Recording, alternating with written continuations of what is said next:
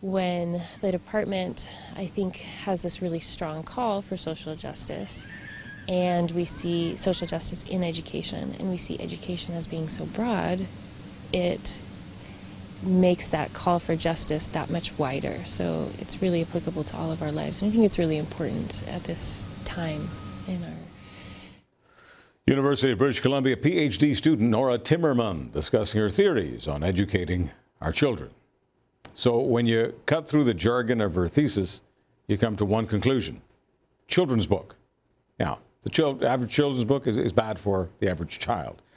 Children's book, bad for child. While most parents and kids see Franklin the Turtle or Berenstain Bears, entertaining stories with a lesson on social values, the Ph.D. student sees subliminal messages that are supposedly racist, colonial, consumerist, homophobic, heteronormative, patriarchal. I'm about to show you an example.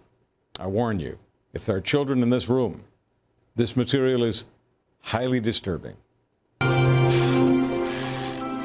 night, stars. Good night, air.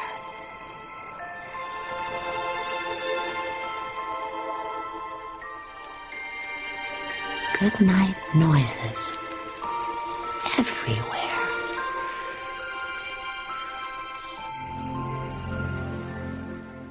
The horror. We ought to be ashamed of ourselves for even showing it tonight.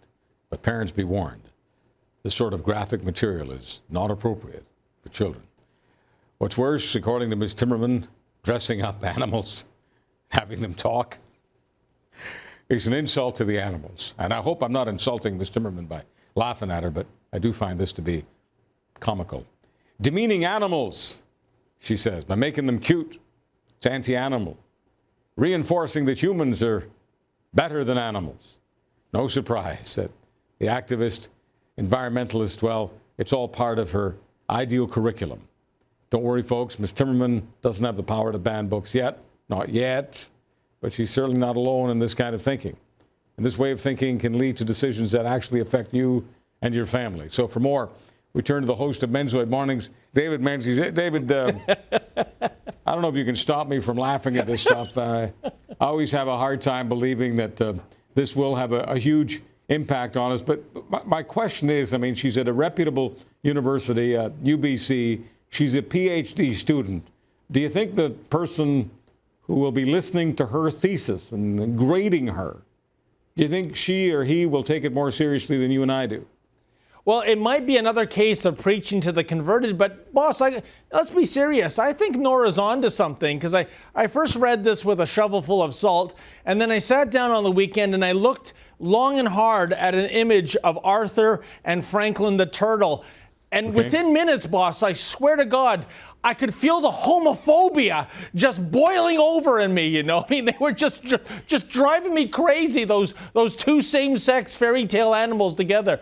I mean, you know, boss, I almost had to Snopes this story because it's so unbelievable. And one of the most unbelievable parts about it is when you do look at things like the Berenstain Bears and Arthur and Franklin, these are such tame, watered-down, non-confrontational, non-violent stories to begin.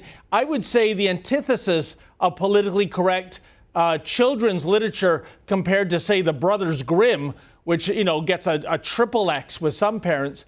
And yet, even within that milieu, this Nora somehow finds these mysterious things that are wrong that suggest it brings out, or it sends out all kinds of negative messages. I think this is somebody looking for a complaint or looking for things that are wrong that simply doesn't exist. Well, David, you're very good at putting yourself into the cranium of another person. Maybe that's because you're so damned uncomfortable in your own cranium. Tongue is in cheek, folks. Tongue is in cheek. We love David. Here's the question. Put yourself in her cranium, the Ph.D. student, and examine for us, I'm just asking you to do this quite spontaneously, you're great at this, Snow White and the Seven Dwarfs. What is the negative message of Snow White and the Seven Dwarfs? Oh, you must be reading my mind truly, boss, because Earlier last year, there was a study that came out that 20% of parents, so I guess that's the lunatic fringe, we've identified it, 1 out of every 5 have a problem with traditional fairy tales. And one of them was indeed Snow White and the 7 Dwarfs. And the reason was dwarfs, not little people. I mean, that's very insensitive. Here's some more. The Red Riding Hood, the idea of big bad wolf gulping down Granny, that was too scary. Let's see, Goldilocks was on the kibosh list because that condones stealing. And you're going to love this one, boss. Jack and the Beanstalk was condemned because it's too unrealistic. It's a fairy tale. All right, so here's the question then. For people who study this stuff and come up with these theories and what have you, do you think they were missing out on something? I mean, never mind, missing out on laughs, missing out on good friendships. But I mean, as children, let's do the early childhood thing that they always want to do. Do you think as kids, they just didn't get to enjoy this stuff somehow, that their joy buttons were prematurely removed? Boss, I think you are onto something here big time.